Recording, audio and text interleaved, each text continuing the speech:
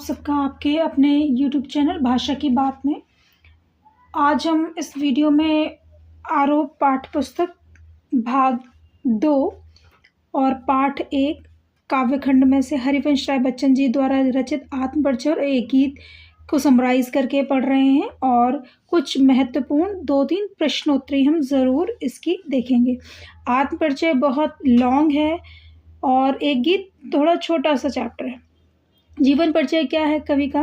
श्री हरिवंश राय बच्चन हालावाद के प्रवर्तक कवि माने जाते हैं और इनका आधुनिक हिंदी साहित्य के इतिहास में महत्वपूर्ण स्थान है और इनका जन्म 21 नवंबर 1907 ईस्वी को उत्तर प्रदेश के प्रयाग इलाहाबाद के एक साधारण कास्ते परिवार में हुआ था।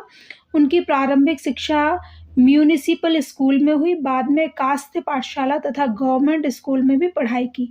प्रयाग विश्वविद्यालय में एमए अंग्रेजी में दाखिला लिया, लेकिन असहयोग आंदोलन से प्रेरित होकर पढ़ाई बीच में ही छोड़ दी और आगे जाकर के वो काशी विश्वविद्यालय से बीटीसी की और डिग्री प्राप्त की। ये उनका जीवन परिचय है। सीबीएसई में जीवन परिचय नहीं आता तो हम ज़्यादा डिटेलिंग नहीं करेंगे। हम आते हैं पाठ के सार की ओर हम चलते हैं ताकि आपको पाठ का सार समझाया जा सके।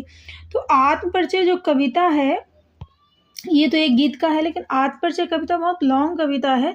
इसमें कवि ने अपने विषय में या आत्मा के विषय में वर्णन किया कि किस तरह से हम दुनिया को जानने से बेटर है कि हम अपने आप को किस प्रकार से जान सकते हैं।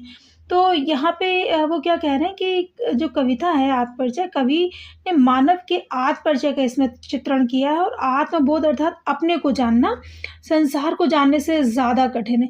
इसलिए कवि यहाँ बार बार कहता है कि संसार को, दूसरे लोगों को जानने से बेटर है कि मनुष्य को अपने आप से बात करनी चाहिए और अपने आप को निखारना चाहिए, अपने विषय में जानकारी ज़्यादा एकत्र करनी चाहिए। तो डिफरेंट वे से इन्होंने अपने विषय में वर्णन किया है कि मैं दुनिया का तलबगार हूँ और सब लोग मुझे अपनाएं क्योंकि मैं हूँ एक नए तरीके का दीवाना।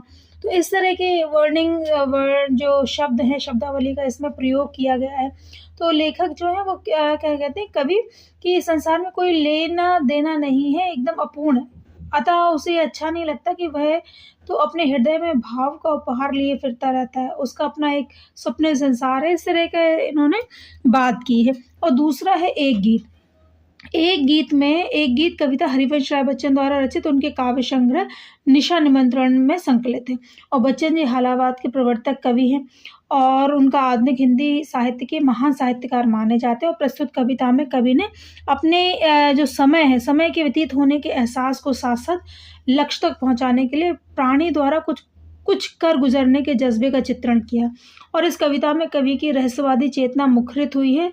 समय चिर परिवर्तनशील है, जो निरंतर गतिशील है और यह क्षण मात्र भी नहीं रुकता और ना ही किसी की परवाह करता। यहाँ प्रत्येक प्राणी अपनी मंजिल को पाने की चाह लेकर जीवन रूपी मार्ग में निकलता है। तो यहाँ पे किससे रिलेट किया है पद को? सूर्य से, पंथी से किया है। सूर्य कह रहे सूर्य देखो सुबह उदित होता है, फिर अस्ताचल में चला जाता है, पूरब से उदित होता है, पश्चिम में चला जाता है। तो जैसे जैसे सूर्य उदित होता है सबकी क्रियाकलाप बढ़ने लगती है, चाहे वो छोटे से छोटे इंसेक्ट क्यों ना हो और हम मनुष्य क्यों ना हो। उसी प्रकार से एक चिड़िया का उदाहरण लिया कि चिड़िया सुबह होते ही किस तरह से दाना लेने के लिए दूर निकल जाती है, लेकिन सांझ होते होते वो अपने बच्चों के पास भागती हुई चली आती है, उड़ती हुई चली आती है और इतना चंचलता एवं स्फूर्ति उसमें भर देती है कि स्फूर्ति और चंचलता किसका प्रतीक है? जीवन का प्रतीक है, जीवन रूपी मार्ग का प्रतीक है। तो कह रहे हर प्राणी उस चिंतन में लगा हुआ है, चाहे वो पशु पक्षी कोई भी हो। और कवि ने क्या कहा कि जब भी राही के मन में ऐसा प्रश्न उठता है तो यह प्रश्न उसके पैरों को सुस्त कर दे। राही मतलब कौन है? कवि यहाँ पर अपने स्वयं के विषय में बता रहा है कि उनका रास्ता देखने वाला कोई नहीं है, इसलिए कवि क्या कहता है कि मेरे पैर सुस्त हो गए हैं। मतलब लोग घर की तरफ क्यों भागते हैं? जब लोगों को पता होता ना कि उनका इंतज़ार करने वाला, उन्हें प्यार करने वाला कोई है, तो वो बहुत जल्दी घर की तरफ भागते हैं। ये 3 प्रश्न बस इसमें से ले रहे हैं इस पार्ट में से, जो बहुत इंपॉर्टेंट है। लगभग इन्हीं प्रश्नों के आधार पर प्रश्नोत्तरी या सीबीएसई बोर्ड परीक्षाएं में जो प्रश्न आते हैं वो इन्हीं के आधार पर आ जाते हैं। जैसे दिन जल्दी जल्दी ढलता है कविता का प्रतिपाद्य स्पष्ट कीजिए। प्रतिपाद्य का मतलब क्या हो गया कि उसके विषय में उसके भाव को बताना है। कह रहे दिन जल्दी जल्दी ढलता है कविता में कवि ने प्रेम की व्यग्रता या व्याकुलता को व्यक्त किया है। पथिक को अपने प्रियजनों से जल्दी मिलने की चाह है, इसलिए वह जल्दी जल्दी चलने का प्रयास करता है।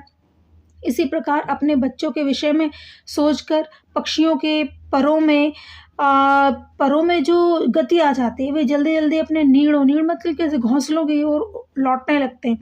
और जबकि कवि अकेला है, किसी को उसकी प्रतीक्षा नहीं है, इसलिए कवि के कदमों में शिथिलता तथा मन में व्याकुलता है। और यहाँ कवि मानता है कि जीवन की गति में तीव्रता का कारण प्रेम है। ठीक है, तीव्रता का कारण क्या है? प्रेम। क्योंकि घर पे कोई इंतजार कर रहा है, चाहे माँ हो, चाहे पत्नी हो, चाहे मतलब कोई भी रिलेशन हो, तो व्यक्ति घर की तरफ जल्दी भागने का प्रयास करता है। कि पंथी क्या सोच रहा है और क्यों? पंथी सोच रहा है कि दिन भर चलकर अब अपनी मंजिल के समीप अर्थात पास पहुंचने वाला हूं, परंतु मंजिल तक पहुंचने से पहले रात ना हो जाए, अतः वह मंजिल तक पहुंचने के लिए जल्दी जल्दी चलता है। इसके बाद शीतलवाणी में आग के होने का क्या अभिप्राय है? कह रहे शीतलवाणी में आग के होने का अभिप्राय है ऐसी वाणी जिसमें भले ही शीतलता प्रकट होती है, लेकिन उस वाणी में जोश भरा हो। वाणी की अभिव्यक्ति का माध्यम, अभिव्यक्ति मतलब क्या? हम अपनी शब्दावली से ही तो दूसरे को प्रभावित कर सकते हैं। अगर हम मौन रहेंगे तो कोई हमें कैसे समझेगा? उसी प्रकार से वाणी भावों की अभिव्यक्ति का माध्यम है। भावों का आभास हृदय है। भाव कोमल एवं कठोर दोनों प्रकार के हो सकते हैं। कवि शांत भाव से कविता कर रहा है, पर उसके अंदर अत्यधिक वैचारिक उथल पुथल है, उसमें पर्याप्त आग छिपी हुई है। कवि के सामान्य शब्दों में भी शक्ति, क्षमता और क्रांति की आग व्याप्त है, और वास्तव में वह अपनी शीतलवाणी में ही जनमानस के सोए हुए हृदयों को जागृत करने की शक्ति रखता है। और इसी भाव को व्यक्त करते हुए कवि कहता है कि शीतलवाणी में आग लिए फिरता हूँ। ऐसा कहकर कवि ने विरोधाभास अलंकार का यहाँ पे प्रयोग किया है। तो ये 3 क्वेश्चन बहुत इम्पॉर्टेंट है। आज परचो दिन जल्दी जल्दी ढलता है में से मेनली क्या है, इसको समराइज जो मैंने किया हुआ है बस उतना ही समरी ही आप पढ़ लें तो भी बहुत अच्छा है। जैसे जो कविता है, जैसे जगजीवन का भार लिए फिरना, फिर भी जीवन में प्यार लिए फिरना, ये कवि ने इसमें अपने भाव बताए हैं बच्चों।